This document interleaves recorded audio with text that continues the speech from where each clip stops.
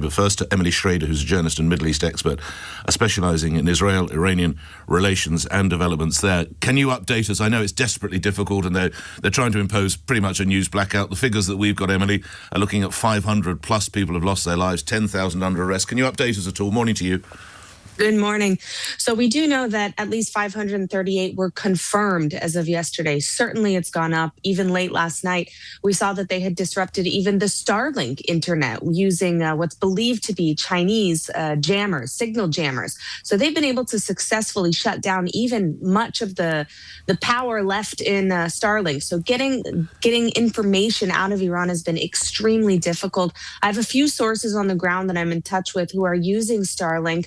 I've only been able to be in touch with one of them since all of this started. So that should give you an idea of how this is going. We also see that despite all this cutoff, the protests are continuing. I mean, I think the people are truly more determined than ever to actually bring down this regime, which is what they're calling for.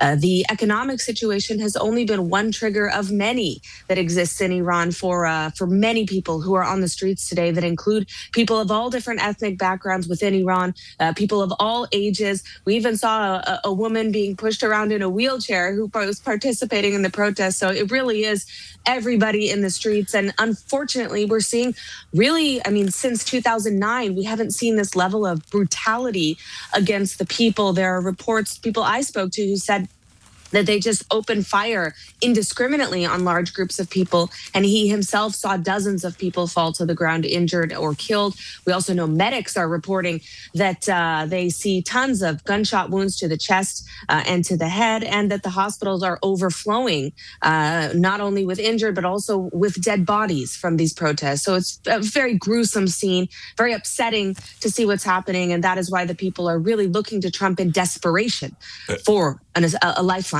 Well, you've anticipated my next question, Emily.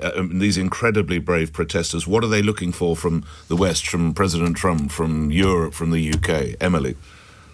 Well, I think that from Europe, they're hoping for more support than what they've heard so far, at least in word, at the very least.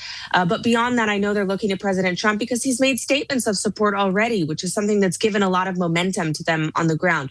Now, that support could be militarily, but it could also be a lot of other things. It could be logistical support. It could be cyber disruptions. It could be internet connectivity. Any of these things are options that the United States can explore for assisting the people on the ground. At the same time, there are also a lot of Iranians who would be more than happy for targeted assassinations of their leaders and also targeted strikes on IRGC sites, which is something that I know the United States has been exploring, and also the state of Israel as well. Yesterday, we saw that Prime Minister Netanyahu had a meeting with Donald Trump about what's happening in Iran. So the people of Iran are desperate to the point where they will really be willing to accept almost anything from foreign intervention to help bring down this regime. Emily, really enjoyed our conversation. I sense we'll be speaking again. Thanks for all the background that you can glean from the ground. Emily Schrader.